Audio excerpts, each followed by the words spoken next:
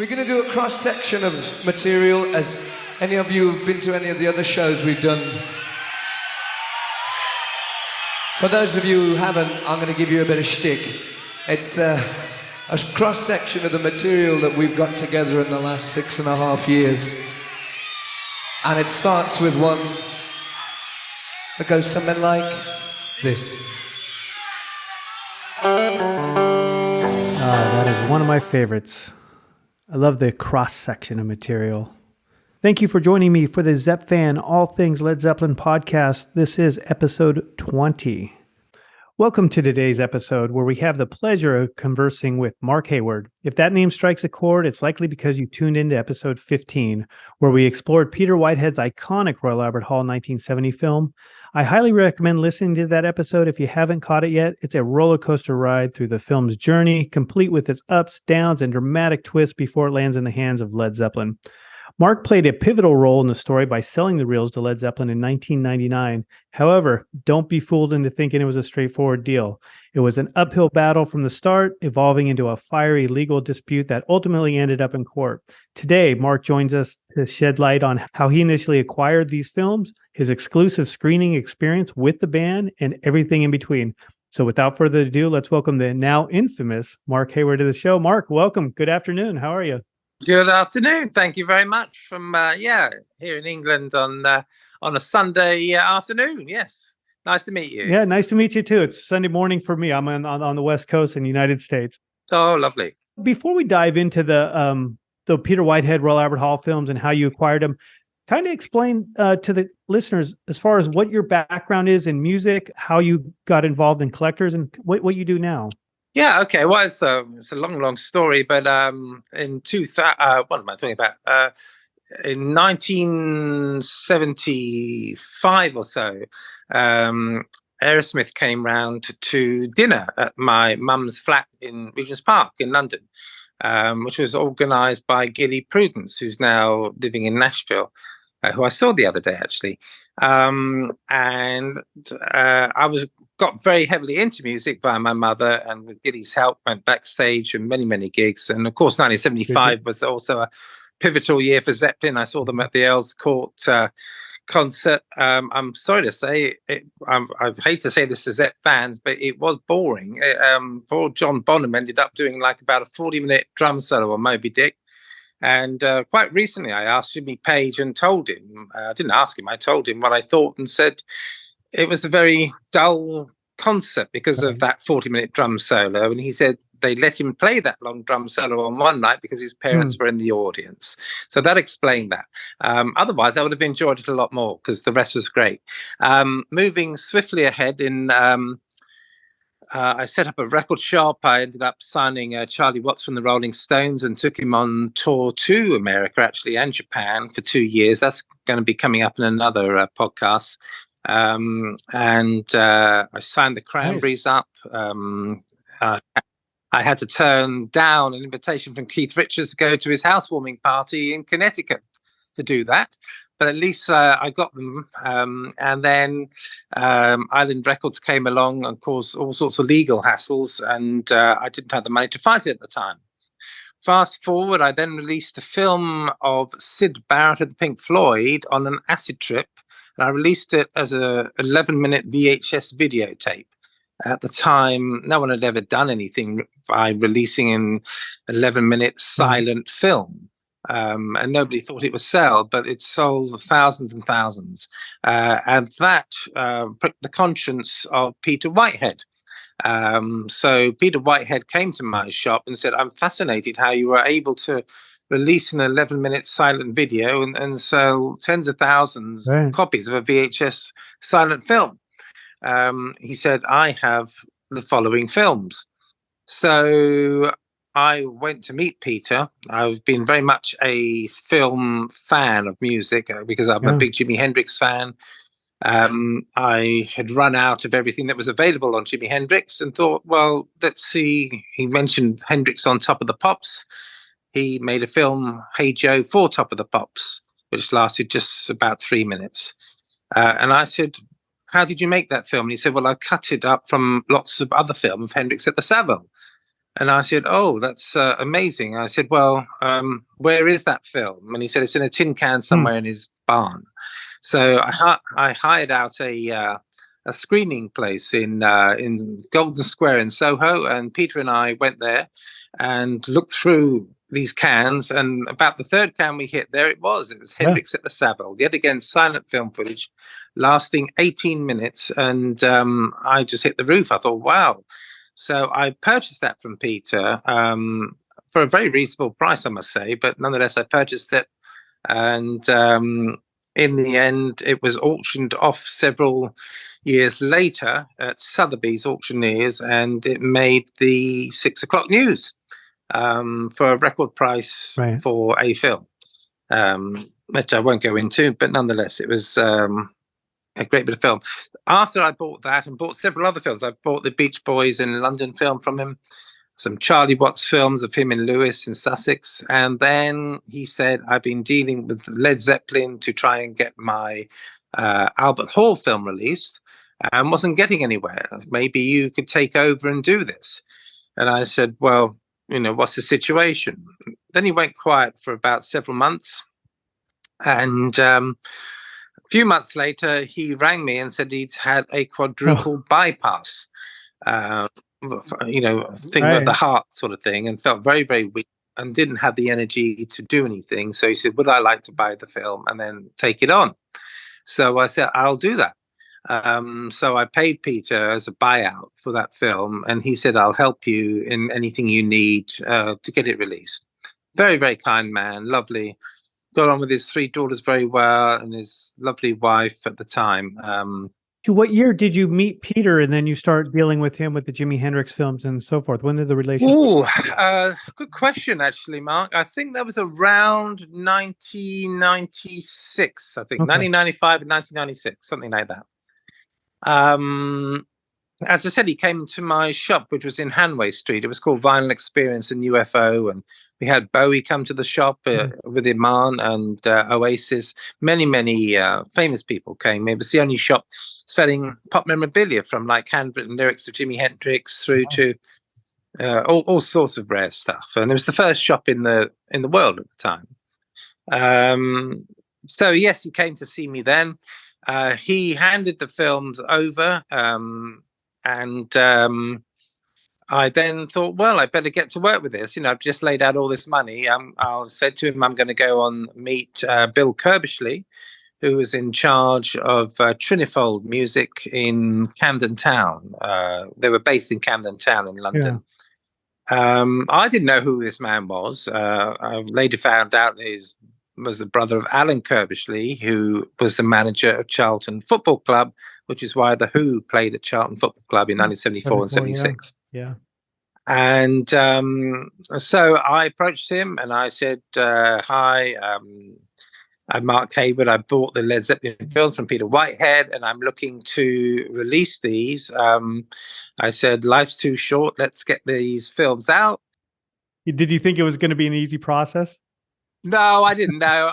I've been there before with the Cranberries and many other close run-ins, and quite fed up with the music scene, honestly, with archive type of stuff. But nonetheless, I always approach with sort of an optimistic view. Sure. So I said, life's too short. Let's get this movie out. He said, your life's going to be too short. You're going to be 6 foot under, which is a sort of a reference of buried in a grave thing, unless you hand those films over because they're stolen. And I said, well, they're not stolen. I just bought them from Peter, and he showed me all the copyright and the paperwork, and I'm happy with it. And he said, well, you still better hand the film over. And I said, is that a threat? And he said, you better believe it. So I left. I got up and left that meeting and called my lawyer, Gentle Jays. And Anthony Jays was my lawyer at that firm, and said, I think I've just had my life threatened. I'm not sure. And he said, what's happened? And he said, well, I've just been dealing with Bill Kerbishley. He said, he's very old school. I wouldn't worry about him. Later found out he'd done 8 years in jail for doing some GBH for the Cray twins, who are notorious set of twins in England. But it didn't bother me. I said, well, what can I do with this film? And he said, well, you need to get them to come to the table. Otherwise, that film's just going to sit there. So what I did from there, I got a phone call about 2 weeks after purchasing these films. They'd already spoken to Peter Whitehead. Peter Whitehead said, "Oh, I've just sold the film to Mark Hayward," and it was Channel 4. We've got 4 TV channels in England, of which that was one of them. Got a lot more now, by the way, but then there was only 4. And they rang up to say, "We're doing a greatest 100 tracks of all time of music. We've done a competition, and Led Zeppelin Whole Lot of Love is in the top 50. And we need some film. And we understand you bought the film from Peter Whitehead." So I confirmed that. And I sent the film to them to do a video of A Whole Lot of Love from that music film footage. And so they broadcast it about 2 weeks later. And then the following day after it was broadcast, I got a legal letter from Trinifold Music saying, "We're suing you in the High Court for breach of copyright." So I thought, good, well, we've got them on board now. So it's a bit like catching a fish, Right. So then lots of backwards and forwards, not really getting anywhere with my legal team. So I rang up Richard Branson's PA, who just won a legal battle with British Airways over a dirty tricks campaign to get hold of their first-class passengers. And I thought, well, he did very well to win that. It was a difficult case to win.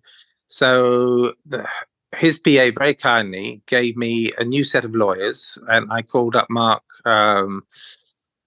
Lawrenson from Harbottle and Lewis and explained the case. And he very skillfully put a sort of plan together, which basically ended up with Led Zeppelin and I going to the High Court, having offered them the film and several times and lots of backwards and forwards, and Bill Kirby sticking to his guns, saying that he's got the man who said he's filmed it, it's his film, and they've got a fax from New York to say he owns it. So, and he kept asking to see my paperwork, but I was instructed by my lawyers not to show it. Right. I was quite heavily, I think I was £75,000 in debt at the time to my lawyers before stepping into the High Court, and I was very nervous knowing that the High Court's going to cost around £50,000 a day in those days. So I was very nervous, but I was determined to see this case through and win it, having lost a similar sort of case with the Cranberries.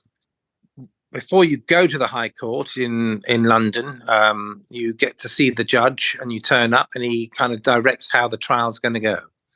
So there's these guys with the long white wigs and the robes and things. Yeah. So I went into the High Court and no idea what to expect, except the fact that I was thinking, this is going to be the start of 50 grand a day, and I'm getting nervous. And then, but the first thing the judge said, with Led Zeppelin, we're all present there. Of course, John Bonham's sister was there, but otherwise, the rest of Led Zeppelin were all there.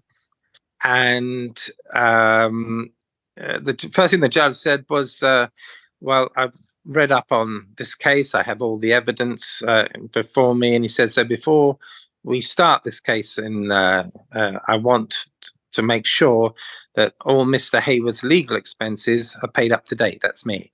So I kind of, I punched the air. I just couldn't believe it. He was asking Led Zeppelin to pay 75 grand legal costs up to that date.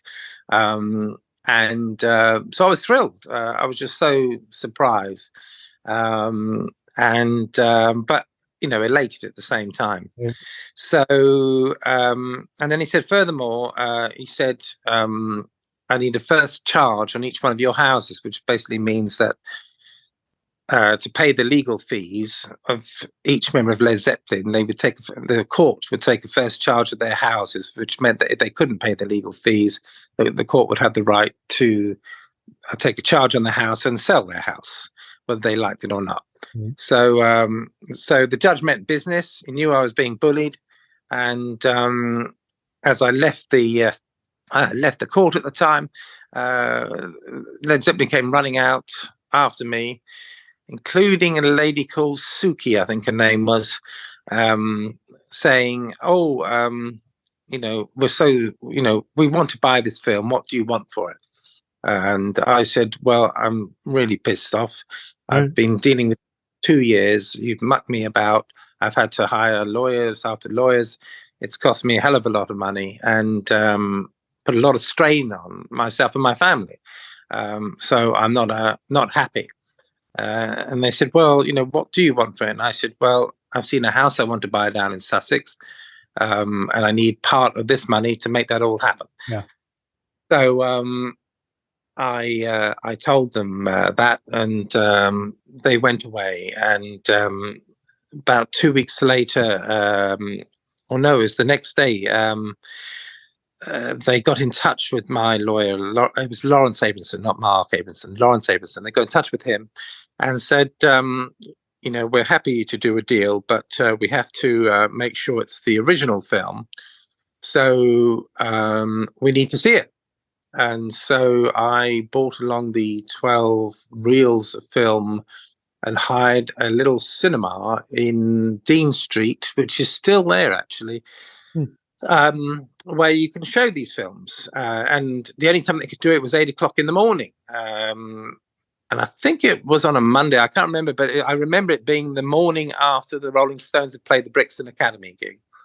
Because I went to that and Jimmy Page was out there too. Oh. And I said hello. And that was an invite only upstairs in the circle as Marion Faithfull. She refused to sign an autograph for me that night. She said, not tonight, darling.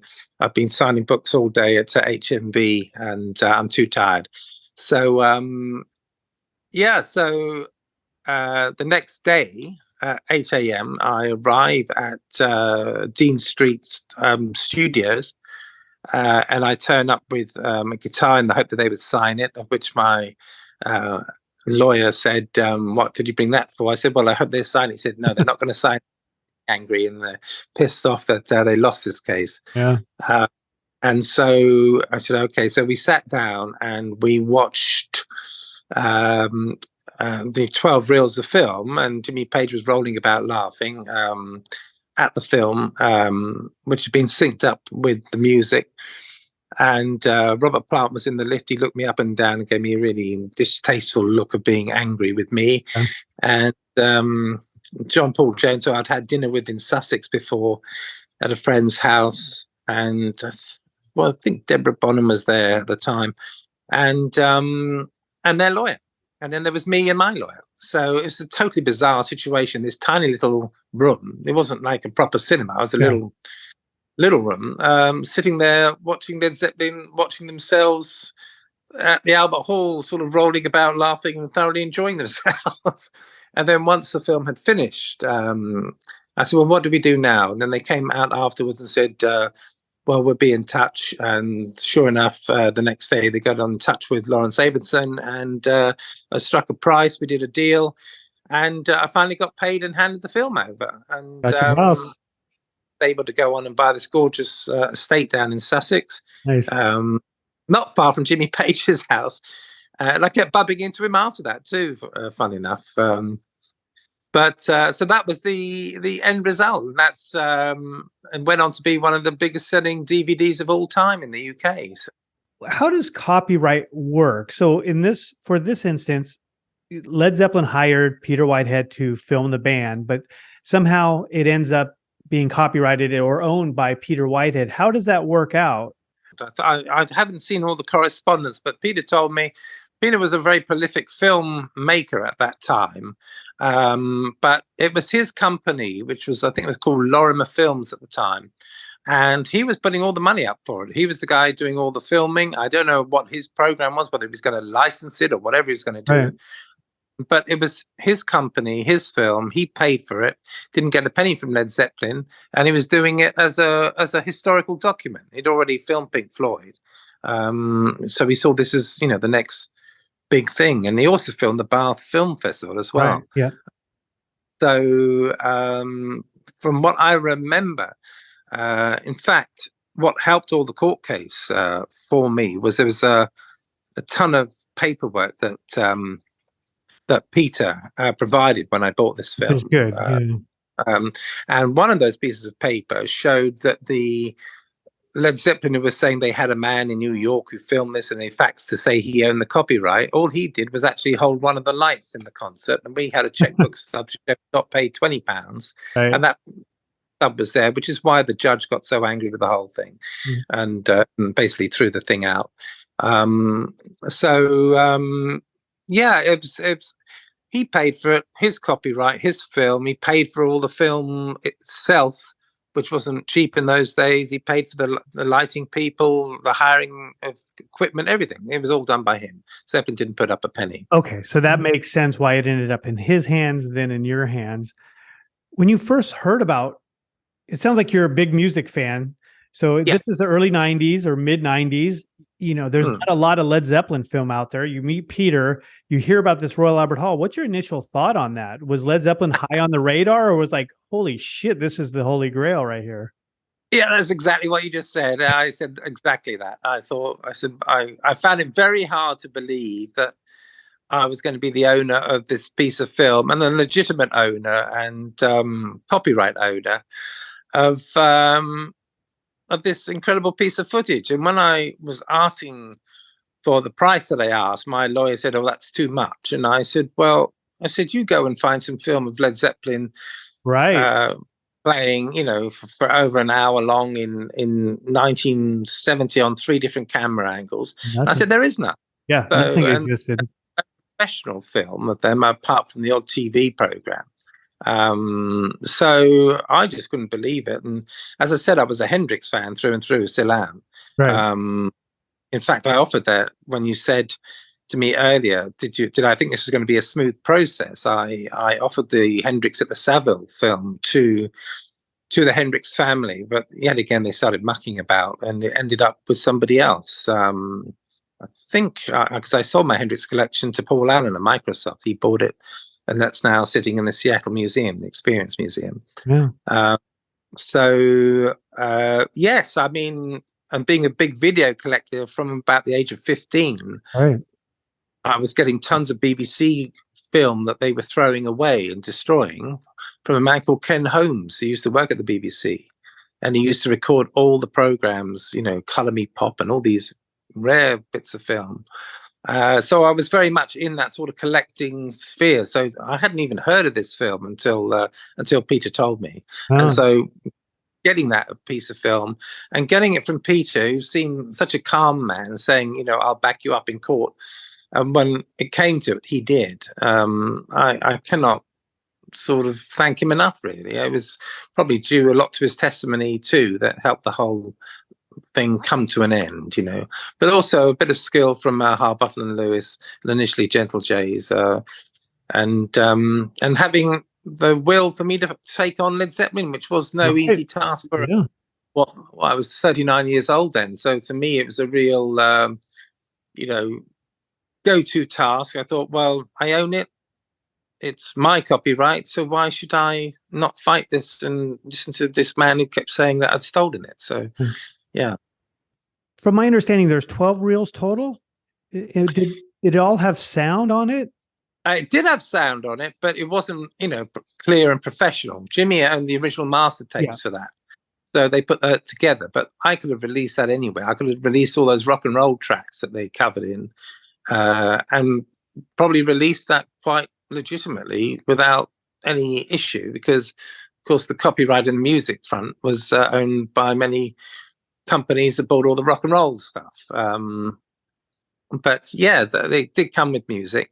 There was a further bit of film that was sort of uncut or such, or just like a sort of a throwaway piece that lasted about 13 minutes, and that's the one that I showed to Jimmy recently. Okay, so let's dive into that since you just mentioned it. Right when you came on, you mentioned you ran into Jimmy. Can you talk a little bit about that? Talking to him and what you showed him?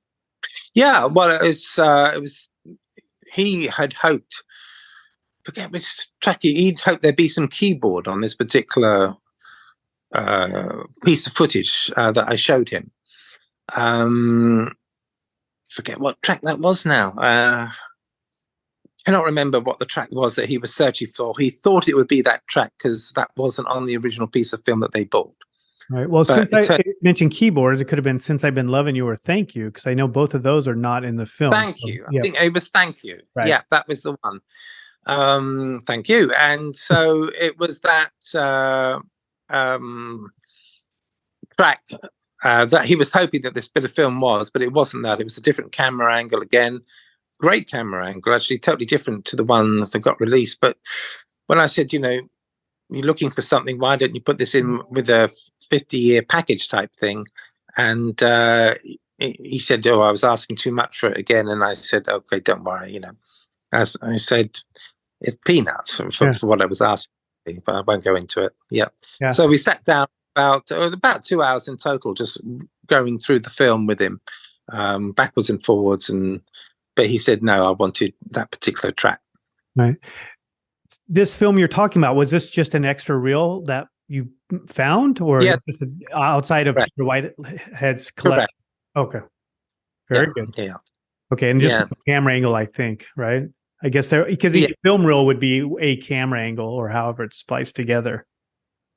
Correct. Yes. Yeah. But this was unreleased camera angle of about 13 minutes of music.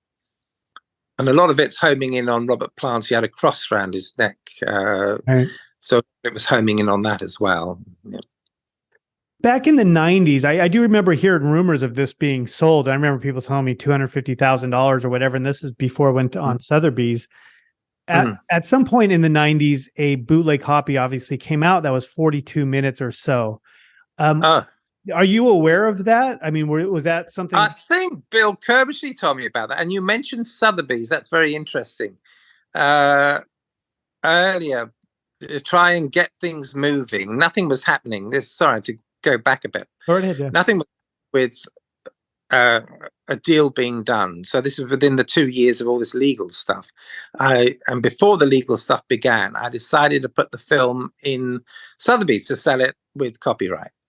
And John Badley of Sotheby's took it in, and then I received that writ, as I told you about, after having A Whole Lot of Love broadcast. And so then I had to remove the film from Sotheby's, and I said, it's got a legal issue, so I can't sell it through you. And then he said, well, we're going to have to charge you our 20% sales anyway. And I said, no, you're not. And told him where to get lost. And he now works at Bonhams and has banned me for life from buying there, which is a real trap. But anyway, that's him and I don't see eye to eye anymore. So, but that's what happened to that. I wasn't aware of a bootleg copy. I do have a U-matic master of the film itself cut together, but no, I wasn't aware of a bootleg copy, and I don't know how that could have happened or how it could have got out, but certainly didn't come from me anyway. So. Okay, you mentioned the BBC clip you sold to Channel 4. Did that also include White Summer? Because I know there was a upgraded clip that used to circulate of Whole Lot of Love in White Summer, so I didn't know if that was part of the package, or was this just Whole Lot of Love? No, just Whole Lot of Love. It was the top 100 all-time favorite songs as voted by the English public. So that's what the Whole Lot of Love only for that particular track. Peter Whitehead kept going on about White Summer, saying that was his favorite bit of the film. Yeah, he kept saying how beautiful the guitar playing was on it, but it's not my favorite track, but obviously it's quite a rare track. So, but yeah, so in the end, everything finished. I ended up with a house. They ended up with a film that sells very well. I met Jimmy probably about 15, 20 times post this particular legal court case, and became very friendly with him. Funny enough, we ended up sending our children. We attended a school together with our children, and he was living in Sussex, as was I, and we just kept meeting at several times. I gave him a Link Ray T-shirt. In fact, I wanted to sell it to him, but he just accepted it as a free gift, which is typical Jimmy. Right. That right here. By the way, Link Ray movie is now will be coming out shortly. A movie on Link Ray. James did an amazing job on Led Zeppelin News or Led Zeppelin news talking about, it Peter did. Whitehead and all this stuff that came out and the ups and downs of this, and you being part of it as well. So makes you infamous in the Led Zeppelin circle. So very good stuff. I thought James did a great job too. I mean, I was very surprised when he contacted me, and then he sent me Peter Whitehead's witness statement in court, which I hadn't read actually since then. So it was very nice to see that again, and he was very thorough.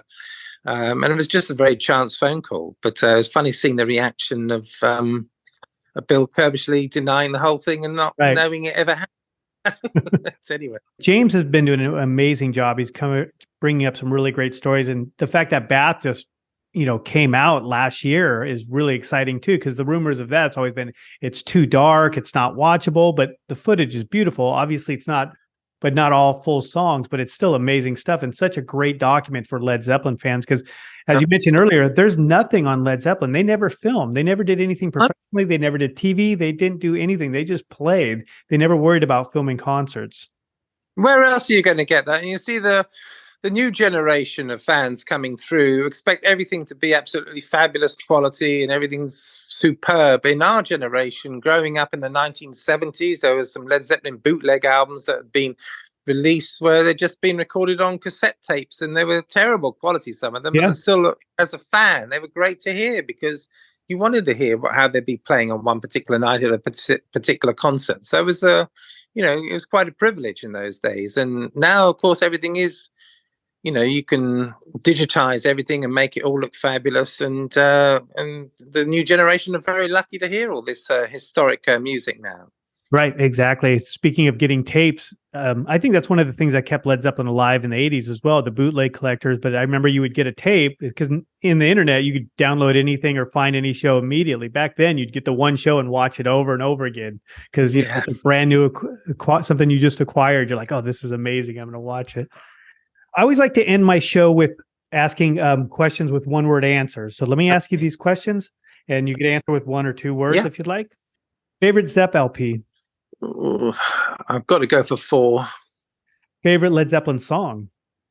Oh, it's one off Physical Graffiti. Probably Trampled Underfoot, which is an unusual one, but yeah. Jimmy Page or Robert Plant fan? Oh, 100% Jimmy Page after Robert Plant's reaction, yeah. I hear he's a very nice guy, Robert Plant, but I've yet to meet him other than in that moment, in that screening where he was not a nice guy. Should they have continued after the O2 show? They definitely should have gone on. I mean, that was such a huge reaction. Yep, that's exactly it. First Led Zeppelin bootleg you listened to? Oh, it was called Blueberry Hill. You mentioned seeing Led Zeppelin at Earl's Court. Have you seen Led Zeppelin anywhere else other than Earl's Court? Did you go to the Nebworth shows? Oh, I didn't actually. No, I'm as I said, right or wrong, I was disappointed with the 1975 Led Zeppelin performance. I'm sorry, guys out there who sort of, hardcore fans are saying what, but it really, the sound was bad too. Earl's Court was not a great venue, and it's now been knocked down, and they're turning into a huge. It's the largest urban development in any city in the world right now. No, I found it, as I said, it was purely that drum solo that killed it off for me. It was it just went on and on. In the middle of, when things were really starting to ramp up and, rock up, and to sit through 40 minutes of that. And I'm sorry to do this to you, Keith Richards, but it's a bit like when Keith comes on to sing at a Stones gig, everyone goes to the bar. That's the bathroom song. Yep. It's the same. There's always one of those at a show. All right. Well, thanks again, Mark. Is there any last things you want to tell to Zepp fans or just fans, or anything you need to plug, anything you want people to be aware of? Well, that's very kind. I mean, everything's been said about them. Jimmy's written that fabulous book, which has been released for Genesis Publications. I think they were Britain's best rock band. So, full stop. I think the Stones are the best rock and roll band. I think Zeppelin were the best rock band, full stop, with the most amount of riffs.